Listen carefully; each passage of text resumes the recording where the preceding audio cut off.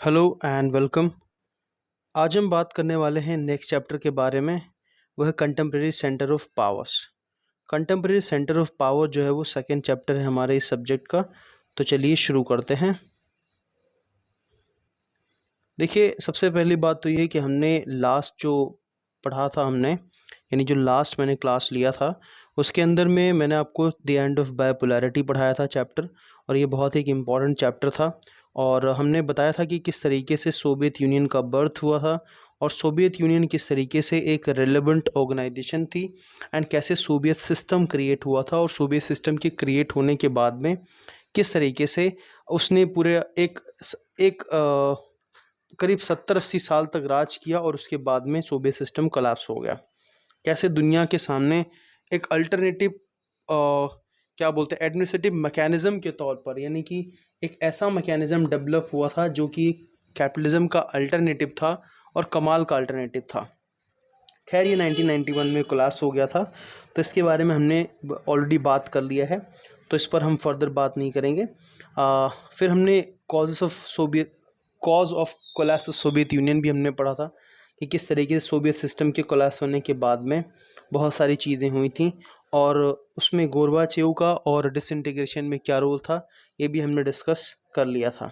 अब हम बात करते हैं नए चैप्टर के बारे में, सीधा पहुंचते हैं नेक्स्ट टॉपिक के ऊपर। That is very important topic. Question answer भी कराऊंगा मैं बाद में, लेकिन सबसे पहले हम बात करते हैं नए चैप्टर के बारे में, contemporary centres of power. Okay, so this is very important chapter, contemporary centre of power. Okay, now इसको हम कंटेम्प्रेरी सेंटर ऑफ पावर क्यों बोलते हैं, उसकी एक वजह है। क्या वजह है, उस वजह को ज़रा ध्यान दीजिएगा। देखिए, 1991 के अंदर में क्या होता है कि सोवियत यूनियन ऑलमोस्ट क्या हो जाता है, कोलैप्स हो जाता है। और कोलैप्स होने के बाद में मेनली जो दुनिया में पावर बचती है वो कौन सी बचती है, एक ही पावर बचती है, ठीक है, वो क्या था, यूएसए था। क्या था, यूएसए था, राइट। लेकिन एक बात ये भी ध्यान देने की है कि यूएसए 1991 के बाद में एक डोमिनेटिंग फैक्टर बन कर के आया और करीब कब तक ये रहा, करीब ये रहा अराउंड 2015 तक। आप इसको ले सकते हो कि यूएसए एक इम्पॉर्टेंट फैक्टर के तौर पर वर्ल्ड पॉलिटिक्स में बना रहा। लेकिन उसके बाद में हम देखें तो दुनिया में कई सारी कंट्रीज़ का राइज हुआ, जैसे चाइना का राइज हुआ। चाइना जो था एक इम्पॉर्टेंट कंट्री बन कर के आया। इसके अलावा इंडिया आपके सामने है। इसके अलावा हम बात करें तो यूरोपियन कंट्रीज़ जो थी, खास करके यूरोपियन यूनियन, इसने दुनिया की पॉलिटिक्स में बहुत बड़ा इंपॉर्टेंट रोल प्ले किया। तो इसीलिए आज हम कह सकते हैं कि दुनिया जो है वो एक ऐसे इस तरफ जा रही है जहां पर दुनिया के अंदर में किसी एक कंट्री का डोमिनेंस हमें देखने को नहीं मिलेगा। तो ये जो चैप्टर है वो मेनली इन्हीं सब्जेक्ट्स को लेकर के, इन्हीं टॉपिक्स को लेकर के है कि यूनिपोलर वर्ल्ड क्या होता है, बाइपोलर वर्ल्ड क्या होता है, मल्टीपोलर वर्ल्ड क्या है। ये सारी चीज़ें हम लोग इस चैप्टर में देखेंगे। इसके अलावा हम ये भी समझने की कोशिश करेंगे कि कंटेम्प्रेरी सेंटर ऑफ पावर्स के अंदर में इन कंट्रीज़ के अलावा और क्या क्या चीज़ें हैं जो हमारे लिए इम्पॉर्टेंट हैं। यूरोपियन यूनियन के बारे में हम लोग पढ़ेंगे। इसके अलावा हम आसियान के बारे में पढ़ेंगे। आसियान क्या है और इसमें कितने मेंबर्स हैं, क्या ग्रुप्स हैं, इसकी शुरुआत कैसे हुई थी, इसमें कितनी काउंसिल्स हैं, कमिटीज़ हैं, इन सभी चीज़ों के बारे में हम वन बाय वन देखेंगे। तो चलिए हम लोग शुरू करते हैं वन बाय वन। सबसे पहले बात करते हैं चैप्टर के बारे में। तो अगर इन चैप्टर की थीम की बात करें तो we take a look at some emerging alternative centre of power and assess their possible role in the future. यानी कि इस चैप्टर के अंदर में मेनली हम क्या बात कर रहे हैं कि जो आने वाला समय है, आने वाला जो वक्त है, उस वक्त के अंदर में कौन सी ऐसी कंट्रीज़ होंगी जिनका इम्पॉर्टेंट रोल होगा, कौन से ग्रुप्स होंगे उनका इम्पॉर्टेंट रोल होगा। तो उसमें सबसे इम्पॉर्टेंट जो रोल प्ले करने वाला है वो कौन सा कंट्री है, वो एक तरीके से एक ग्रुप है, उसका नाम है यूरोपियन यूनियन। यूरोपियन यूनियन क्यों इम्पोर्टेंट है, इसकी इम्पोर्टेंस के बारे में हम लोग आगे भी फर्दर पढ़ेंगे। तो आगे बढ़ते हैं, आगे देखते हैं कि क्या है इसके बारे में। देखिए, यूरोपियन यूनियन की हम बात करें तो जब सेकेंड वर्ल्ड वॉर ख़त्म हुआ था, सेकेंड वर्ल्ड वॉर के ख़त्म होने के बाद में यूरोप की जो इकॉनमी थी, जो स्ट्रक्चर्स थे, इकोनॉमिक पॉलिटिकल सभी स्ट्रक्चर थे, वो क्या हो गए थे, बुरी तरीके से बर्बाद हो गए थे। तो यूएस ने क्या किया, क्योंकि ऑलमोस्ट आपको पता है कि जो यूरोपियन कंट्रीज़ हैं वो कैपिटलिज्म को फॉलो करती हैं, यानी कि वो लिबरल डेमोक्रेसी को फॉलो करती हैं, और ख़ास करके जो वेस्टर्न यूरोपियन कंट्रीज़ थी जो सोवियत यूनियन के इन्फ्लुएंस में नहीं थी, उन सभी कंट्रीज़ ने क्या किया, एक तरीके से लिबरल इकोनॉमी को फॉलो कर रखा था, यानी कि लिबरलिज्म को वो क्या करते थे, फॉलो करते थे। तो इस वजह से क्या देखने को मिलेगा आपको कि यूएसए जो था, यूएसए कहीं ना कहीं इन लोगों की एक तरीके से हेल्प करता है, और क्या करता है, हेल्प के तौर पर इनको फाइनेंशियल एड देता है। और फाइनेंशियल एड कौन से प्लान के थ्रू था, मार्शल प्लान के थ्रू उन्होंने दिया था। और मार्शल प्लान के थ्रू जब ये एड, फाइनेंशियल एड दिया गया, ताकि जो इकोनॉमिक जो सिचुएशंस यूरोप जो ख़राब एक सिचुएशन फेस कर रहा था उससे वो रिवाइवल कर पाए, तो इसीलिए हम इसको क्या बोलते हैं, इकोनॉमिक रिवाइवल प्रोग्राम भी बोलते हैं, जो यूरोप ने दिया, यूरोप के को दिया गया था under Marshall plan by the United states of America. ये बाय द वे 1948 में दिया गया था। अच्छा जी, अब ये एक फाइनेंशियल एड था तो यूरोपियन कंट्रीज तक पहुंचाने के लिए ग्रुप क्रिएट किया गया था, इसी को हम क्या बोलते हैं, OEEC, Organisation for European Economic Cooperation, यानी कि जो एक ऐसा ऑर्गेनाइजेशन क्रिएट किया गया कि जो कि यूरोपियन कंट्रीज़ के बीच में एक तरीके से आर्थिक तौर पर सहयोग कर पाए, यानी कि इकोनॉमिक तौर पर क्या किया, उनको आपस में मदद पहुंचा पाए। तो ये इस तरीके से ग्रुप क्रिएट किया गया था। उसके बाद में हम बात करें, फिर धीरे धीरे इनकी यूरोपियन कम्युनिटी भी बनती है, जैसे आप देखोगे कि the council of Europe was established in 1949। ऐसे ही पॉलिटिकल, इकोनॉमिक और बहुत सारी कम्युनिटीज़ जो हैं, जैसे यूरोपियन इकोनॉमिक कम्युनिटी जो है वो डेवलप होती है 1957 के अंदर में। तो ये लगातार ये सब चीज़ें चल रही थी। लेकिन 1992 के अंदर में क्या होता, 1991 में क्या होता है, 25 दिसंबर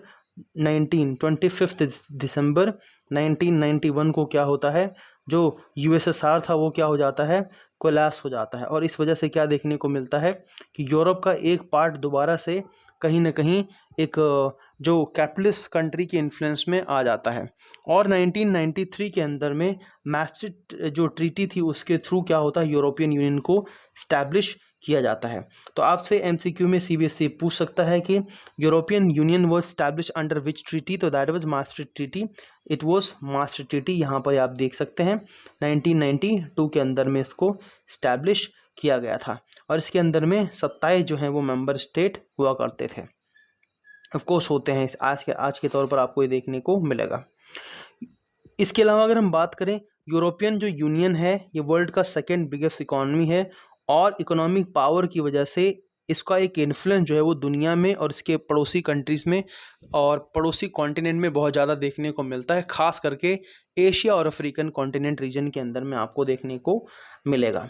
इसके अलावा अगर हम यूरोपियन यूनियन की बात करें तो इसका पॉलिटिकल और डिप्लोमेटिक इन्फ्लुएंस बहुत डीपर है। उसकी वजह क्या है, इसके जो 2 मेंबर कंट्रीज़ हैं, एक तो परमानेंट हैं यूनाइटेड नेशंस सिक्योरिटी काउंसिल के अंदर में, एक ब्रिटेन और एक फ्रांस। लेकिन मैं आपको बता दूं ये स्थिति जो थी 2020 से पहले की थी, 2021 से पहले की थी, क्योंकि अब जो है वो ब्रिटेन यूरोपियन यूनियन का हिस्सा नहीं रहा है, ब्रेग्जिट हो चुका है। ब्रेग्जिट की शुरुआत 2016 के अंदर में हुई थी। ब्रिटेन का यूरोपियन यूनियन से एग्जिट होना, बाहर होना ही क्या कहलाता है, ब्रेग्जिट कहलाता है। I hope it is clear to all of you. Now मैं इससे आगे बढ़ता हूँ।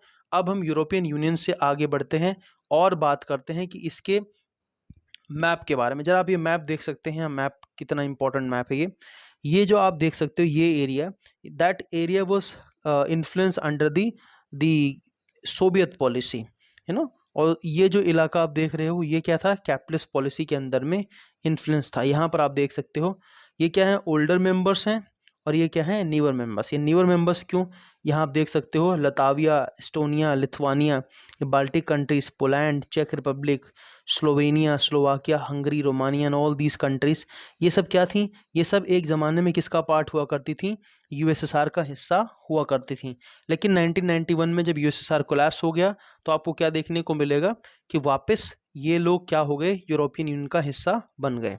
यहाँ पर आपको टाइमलाइन देखने को मिलेगी यूरोपियन यूनियन की, बहुत ही इंपॉर्टेंट टाइमलाइन है। 1951 में अप्रैल 6 को वेस्ट यूरोपियन कंट्रीज़ थी वो साइन करती हैं ट्रीटी ऑफ पेरिस और स्टैब्लिश करती हैं European Coal and Steel Community, जिसको हम ECSC बोलते हैं। फिर 1957 में क्या होता है, ट्रीटी ऑफ रोम होता है, इसके थ्रू क्या होता है, यूरोपियन इकोनॉमिक कम्युनिटी को स्टैब्लिश किया जाता है और यूरोपियन एटॉमिक एनर्जी कम्युनिटी को भी क्या किया जाता है, स्टैब्लिश किया जाता है। फिर 1975 जनवरी के अंदर में क्या होता है, डेनमार्क, आइलैंड और यूके ज्वाइन करते हैं किसको, यूरोपियन कम्युनिटी को। ऐसे ऐसे आप यहाँ टाइमलाइन देख सकते हैं, ये सारी टाइमलाइन आपको दी हुई है। अगर आपको ये चीज़ें चाहिए तो आप मुझे कमेंट सेक्शन में बता दीजिएगा, मैं आपको अपने टेलीग्राम का लिंक दे दूंगा, आप वहाँ से ये मटेरियल ले भी सकते हैं। हालांकि आपको ये देख सकते हैं टाइमलाइन सारी यहाँ पर मैंने मेंशन की हुई है। इसके अलावा आप ये देख सकते हो 2007 के अंदर में बल्गेरिया और रोमानिया भी यूरोपियन यूनियन को ज्वाइन करते हैं। और सबसे इम्पॉर्टेंट बात जो है वो आप देख सकते हो, यूरोपियन यूनियन स्टैब्लिश जब होता है, ट्रीटी होती है मैस्ट्रिक्ट 19 फरवरी 1990 में होती है, बट ऑफ कोर्स इसका इम्प्लीमेंटेशन जो है वो ऑफ कोर्स 1993 के अंदर में एक तरीके से यूरोपियन यूनियन बन जाता है। उसका रीज़न क्या था, क्योंकि आप यहाँ पर देख सकते हो कि एक सिंगल मार्केट तभी जब क्रिएट होता है यूरोपियन यूनियन, तो हम इसको कंसीडर करते हैं। तो 1992 में यूरोपियन यूनियन वाज स्टैब्लिश। अब आगे हम बात करते हैं एक और इम्पॉर्टेंट ग्रुप के बारे में, आसियान के बारे में, association of south east Asian Nations. अब ये क्या है, देखिए ये बहुत ही इम्पॉर्टेंट ऑर्गेनाइजेशन है, कहाँ की, नॉर्थ ईस्ट एशिया की। अगर आप east Asia south east Asia की बात करेंगे, ये south east Asia ASEAN countries का, आसियान कंट्रीज़ मेनली कहाँ मिलेंगे आपको, अगर आप मैप उठाओगे, वर्ल्ड मैप उठा करके देखोगे तो आपको वर्ल्ड मैप के अंदर में साउथ ईस्ट एशिया के अंदर में ये कंट्रीज़ मिलेंगे। अब क्या है, ये जो रीज़न है मेनली आपको देखने को मिलेगा, इकोनॉमिक और पॉलिटिकल कॉन्सिक्वेंसेस इसके बड़े ही अलग रहे हैं। उसकी वजह क्या है कि अगर आप 19th सेंचुरी की बिगिनिंग में या उससे पहले या उसके बाद में उठा के देखोगे तो ये जो पूरा का पूरा इलाका था, it was controlled by the colonial masters, चाहे वो यूरोप के मतलब यूके से हों या फिर स्पेनिश हों या फिर फ्रेंच लोग हों, ये बहुत सारे कंट्रीज़ थी जो जो ऑफ कोर्स कॉलोनीज़ में, जिन लोगों ने कॉलोनीज अपनी स्टैब्लिश कर रखी थी। तो ये जो इलाके थे मेनली कॉलोनियल स्टेट हुआ करते थे। और चाहे वो यूरोपियन कंट्रीज़ हों, जापानीज़ हों, या बाद में सेकेंड वर्ल्ड वॉर तक, या बाद में फिर उस पर यूएस ने भी वियतनाम वगैरह में अटैक किया। हालांकि उसको हम कॉलोनियल स्टेट नहीं बोल सकते हैं, यूएस के अटैक को इन्वेजन नहीं बोल सकते, मतलब उस तरीके से जिस तरीके से ब्रिटिशर्स ने या जापानीज़ ने इन इलाकों को कब्जा कर रखा था। खैर आगे बढ़ते हैं। अब ये एसोसिएशन आया क्यों, उसके पीछे की कहानी ज़रा समझने की ज़रूरत है। ये इलाका भुखमरी या फिर मैं आपको बोलूँ कॉलोनियल पावर्स के बाद में पुअर इकोनॉमिक पॉलिसी और आपस में मतभेद, ये सारी चीज़ों की वजह से ये पूरा का पूरा जो इलाका था वो कहीं ना कहीं एक ऐसी समस्या को जूझ रहा था जहाँ पर कोई कोऑर्डिनेशन नहीं था। लेकिन अगर इन इन इलाकों के लोगों की बात करें तो कहीं ना कहीं इन इलाकों के जो कल्चरल टाइज हैं लोगों के, पीपल टू पीपल कांटेक्ट, वो थाउजेंड्स ऑफ ईयर्स से रहे हैं, क्योंकि ये सिविलाइजेशन का कभी ना कभी किसी न किसी सिविलाइजेशन का पार्ट या कल्चर का हिस्सा हमेशा से रहे हैं, और इसी वजह से कनेक्टिविटी होती है। 1967 के अंदर में क्या होता है, आसियान स्टैब्लिश किया जाता है बैंकॉक डिक्लेरेशन के थ्रू। इसके जो फाउंडिंग मेंबर्स थे वो 5 ही मेंबर्स थे, Indonesia, Malaysia, Philippines, Singapore and Thailand. बाद में जो है वो बाकी 5 कंट्रीज भी आए जिनके बारे में हम लोग आगे देखेंगे। इसका जो मेनली मोटो है वो क्या है, one vision, one identity and one community. क्योंकि अगर आप देखोगे, मैं अभी आपको बता रहा था कि इनका जो कल्चर है वो ऑलमोस्ट सिमिलर है। फूड की बात करें तो ऑलमोस्ट सी फूड, चावल, राइस, ये सब चीज़ें लोग खाते पीते हैं। तो कहीं ना कहीं कल्चरल सिमिलरिटीज़ बहुत ज़्यादा देखने को आपको मिलेंगी। अच्छा जी, अब ऑब्जेक्टिव क्या है मेनली, क्या है आसियान का, देखिए सोशल प्रोग्राम और कल्चरल डेवलपमेंट। माने सोशल प्रोग्राम क्या होता है, वेलफेयर स्कीम, एक दूसरे की हेल्प करना, मदद करना, एक दूसरे के कल्चर को सपोर्ट करना वगैरह वगैरह। इसके अलावा रीजनल पीस और stability based on the rule of law. तो ये ऑर्गेनाइजेशन का सबसे जो प्रमुख एजेंडा है वो ये है कि जो साउथ ईस्ट एशियन रीजन है वहाँ पर रूल ऑफ लॉ, ये जो है रूल बाय लॉ, एक तरीके से ये काम हो और रूल ऑफ लॉ स्टैब्लिश रहे हमेशा, पीस और स्टेबिलिटी हमेशा बनी रहे। इस पर इस ग्रुप का जो मेन एजेंडा है कि इस पर ये लोग काम करेंगे। तो जो आसियान को स्टैब्लिश करने का जो प्रमुख रीजन था वो यही था कि आसियान के जितने मेंबर्स हैं या जितनी कंट्रीज़ हैं, यहाँ पर इन कंट्रीज़ में पीस और स्थिरता यानी शांति और स्थिरता बनी रहे, ताकि लोगों का जीवन जो है वो एक तरीके से सही तरीके से चलता रहे, उनका लिविंग स्टैंडर्ड भी काफ़ी अच्छे से रहे। इसके अलावा आसियान कंट्रीज जो हैं वो सेलिब्रेट करती हैं आसियान वे। क्या है ये? A form of interaction that is informal, non confrontational and cooperative. For example, जैसे किसी कंट्रीज के साथ में कोई प्रॉब्लम है, फॉर एग्जांपल एक कंट्री है, मान लो यहाँ पर इंडोनेशिया, दूसरी है Malaysia. If there is a dispute in between these countries, या किसी एक दूसरे के साथ में कोई डिस्प्यूट है, प्रॉब्लम है, तो ऐसा नहीं कि उसको मल्टीलेटरल बना दिया जाएगा, बल्कि उसको बायलेटरल रखा जाएगा और सही स्टेज पर उस बात को उठाया जाएगा। ऐसा नहीं कि रैंडम किसी भी स्टेज पर या किसी भी तरीके से कोई बात को रख दिया जाए, या वॉर एक दूसरे के खिलाफ में शुरू कर दिया जाए, बट वॉर के बजाय क्या किया जाए, पीसफुल तरीके से चीज़ों को रिजॉल्व किया जाए। तो इसी को क्या बोला गया है? आसियान वे बोला गया है, मतलब आसियान का एक तरीका। अब यहाँ पर देख सकते हो कि क्या क्या है, आसियान के पिलर्स क्या क्या हैं। देखिए, सबसे इंपॉर्टेंट पिलर है आसियान के अंदर में सिक्योरिटी कमेटी। सिक्योरिटी कमेटी क्या है? ये पीस और स्टेबिलिटी को बना रहे इस रीजन के अंदर में, इस पर फोकस करती है। इसके अलावा आसियान इकोनॉमिक और कमेटी है, जिसका काम होता है कि एक दूसरे से ट्रेड रिलेशंस कंटिन्यूशन में रहें। और सोशो कल्चरल कमेटी है, यानी इसका काम क्या होता है कि पीपल टू पीपल कांटेक्ट, जो सोशल कल्चरल जो कनेक्टिविटी है, वो लोगों के बीच में एक तरीके से जुड़ाव लगातार बना रहे, और लोग एक दूसरे के कल्चर को सेलिब्रेट करें बिना किसी भेदभाव के, बिना किसी उसके क्या बोलते स्टीरियोटाइप के। तो इस तरीके से, ताकि जो यूनिटी है सभी के बीच में, वो एक तरीके से बनी रहे। ये इंपॉर्टेंट चीज़ है, एग्जाम में अक्सर पूछा जाता है। इस फ्लैग को दे देते हैं और बोलते हैं भाई क्या है ये? तो आसियान है का ये लोगो है, फ्लैग है, ठीक है। और वहाँ लोगो में क्या है, ये आप देख सकते हो, राइस की है जो एक तरीके से पेड़ है उसको होता है, उसी को बांध रखा है। तो पैडी जो होता है उसी को एक तरीके से रिप्रेजेंट करता है, वहाँ के टुगेदरनेस को एक तरीके से साथ में जो हैं। यहाँ पर आप देख भी सकते हो, in the logo 10 stacks of paddy represents the 10 south east countries bound together in the friendship of and solidarity. तो ये दिखाता है कि जो 10 कंट्रीज हैं आसियान के अंदर में, उनकी दोस्ती कितनी गहरी है, उसको रिप्रेजेंट करता है लोगो, और ये आसियान का फ्लैग है। इसके अलावा एक ये कार्टून देख सकते हो, अक्सर एग्जाम में पूछा जाता रहता है। मेनली ये क्या है, यहाँ पर आप देख सकते हो, former prime minister of India Manmohan Singh हैं, ईस्ट एशियन नेशंस हैं। अच्छा देखो, इसके बारे में दो चीज़ें हैं। सबसे पहली बात है, अगर आप नीचे देखोगे, इसके नीचे फोटो में क्या लिखा हुआ है, 1990s के आसपास में इंडिया जो था वो क्या बोलता था, इंडिया की पॉलिसी थी look east policy, right. Now what is the meaning of look east policy? Look east policy का मतलब यह है कि जिस तरीके से आसियान कंट्रीज़ ने, आसियान जो इकोनॉमीज़ हैं, उन लोगों ने जिस तरीके से काम किया है आसियान इकोनॉमी को आगे बढ़ाने के लिए, वहाँ के लोगों का लिविंग स्टैंडर्ड इम्प्रूव करने के लिए, तो वहाँ पर हम लोग क्या एक पॉलिसी बना के हमने देखा था कि भाई लुक ईस्ट, यानी कि ईस्ट को देखो कैसे वो ग्रो कर रहा है, कैसे उनके लोगों का जो जीवन स्तर है वो लगातार सुधर रहा है। तो लेकिन 2014 के अंदर में जब रजीम चेंज हुई, सरकार बदली, तो नरेंद्र मोदी की सरकार है, प्रधानमंत्री मोदी का ये मानना था कि हमें लुक ईस्ट के बजाय एक्ट ईस्ट की तरफ ध्यान देना चाहिए। यानी कि जिस तरीके से आसियान कंट्रीज़ ने अपने देश में रिफॉर्म किए हैं, और जिस तरीके से यूनिटी उन लोगों ने बनाई है, जिस तरीके से आपस में भाईचारा बनाया है और मतभेदों को भुला करके, और उन्होंने क्या किया है, डेवलपमेंट किया है, उसी तरीके से हमें भी आगे बढ़ना होगा। तभी इसीलिए हम क्या बोलते हैं, लुक ईस्ट और एक्ट ईस्ट पॉलिसी।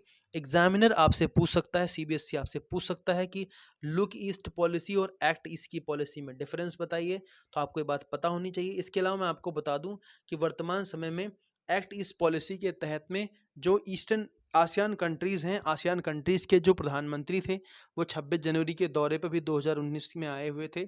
इसके 18-19, हाँ शायद 19 में आए हुए थे, हाँ 19 में ही आए थे। इसके अलावा अगर हम बात करें जो आसियान कंट्रीज़ हैं, उन कंट्रीज़ से कनेक्टिविटी के लिए बहुत सारे जो एग्रीमेंट और बहुत सारे जो ब्रिज एंड टनल्स, इस टाइप की चीज़ें जो हैं वो कनेक्टिविटी लगातार इंडिया से बढ़ रही है, और इसका जो है वो फ़ायदा आने वाले समय में मिलेगा। इसके अलावा अगर हम बात करें, जो आसियान जो समूह है, इससे ऑलमोस्ट हमारे जो कई सारे कंट्रीज़ हैं जिनसे फ्री ट्रेड एग्रीमेंट हो चुका है, या कईयों के साथ में हमारी बातचीत चल रही है। इसके अलावा चाइना और यूएस बहुत ही कीन है, बहुत ही इंटरेस्टेड हैं कि आसियान के अंदर में ये लोग क्या कर पाएँ, एक एक तरीके से फ्री ट्रेड एग्रीमेंट बना पाएँ। खैर आगे बढ़ते हैं। इसके अलावा इस चैप्टर के अंदर में एक चीज़ और है, the rise of Chinese economy. अब the rise of Chinese economy की अगर हम बात करें तो सबसे इम्पोर्टेंट बात ये है कि चाइना के बारे में हमें समझ लेना है कि चाइना आखिरकार राइज़ कैसे हुआ है। तो सबसे पहली बात तो आपको ये समझने की ज़रूरत है कि चाइना के अंदर में अ, स्टार्टिंग में 1949 के अंदर जब चाइना एक तरीके से इस्टेब्लिश हुआ, तो चाइना के अंदर में क्या हुआ कि चाइना ने पॉलिसी अडॉप्ट करी कम्युनिज़्म, ओके?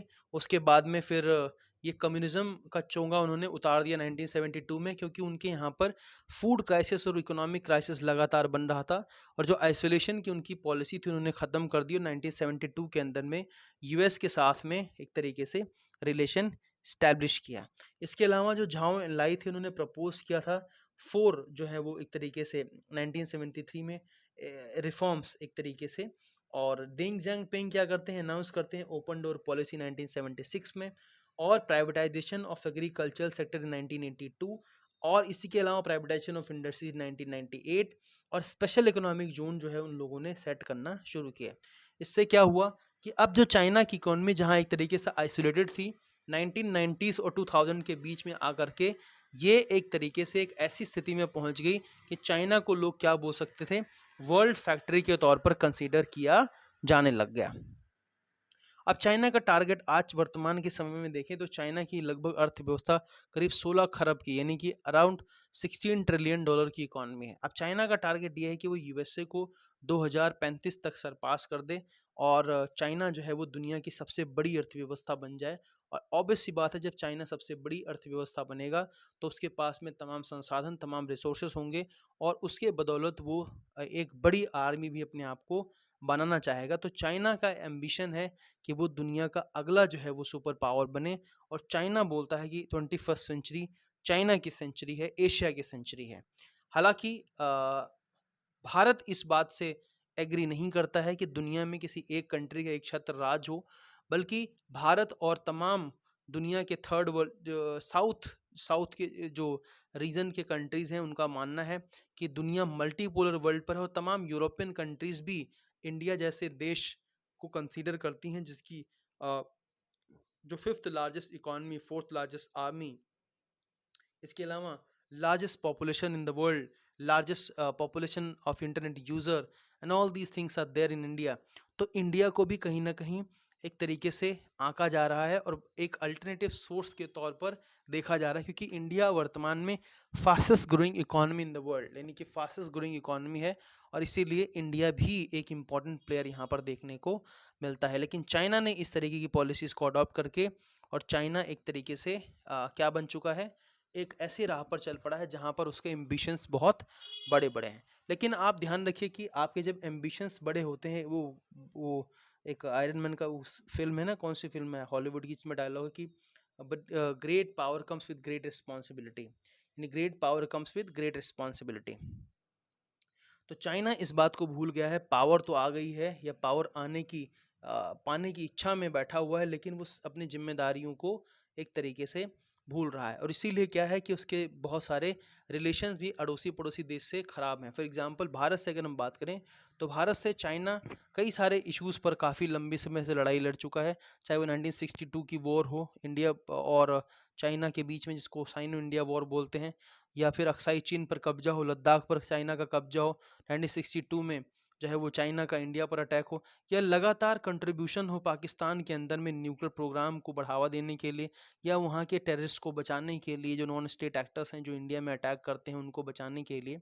तो कहीं ना कहीं इसीलिए हमें देखने को मिलता है इंडिया और पाकिस्तान का जो रिलेशन है वो काफ़ी ख़राब देखने को मिलता है। इसके अलावा ब्रिक्स की बात कर लेते हैं। ब्रिक्स देखिए 5 कंट्रीज से मिलकर के बना हुआ है, Brazil, Russia, India, China and south Africa, ये 5 कंट्रीज़ हैं, और दुनिया की ऑलमोस्ट 60% इकॉनमी जो है वो इस ग्रुप के अंदर में आती है, और काफ़ी ह्यूमंगस पॉपुलेशन भी आ जाती है। तो एक इम्पॉर्टेंट ऑर्गेनाइजेशन है।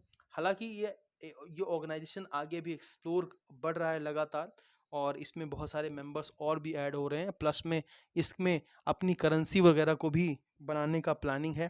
तो आगे हम इसके बारे में और भी न्यूज़ में ये बना रहेगा।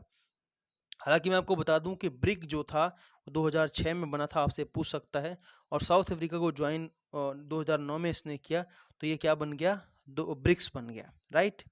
तो ये दो क्वेश्चन पहले भी सीबीएसई ने पूछे हुए हैं, तो इस बात को याद रखना।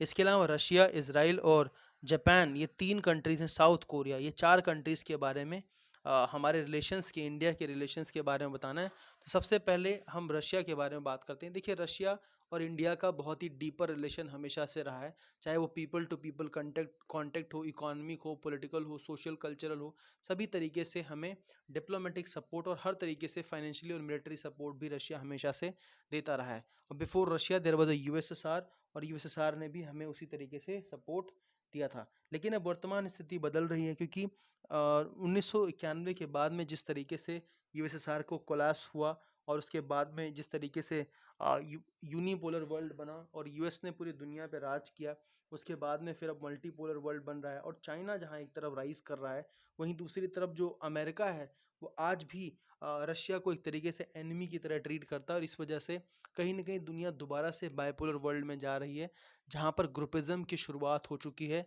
जहाँ पर एक तरफ रशिया और चाइना एक ग्रुप में, और मैं कहूँगा रशिया, चाइना, नॉर्थ कोरिया और ईरान एक ग्रुप में, और बाकी सारे कंट्रीज जो यू नो जो यूरोपियन लीड कंट्रीज हैं, यूएस लीड कंट्रीज हैं, वो एक ग्रुप में नज़र आती हैं।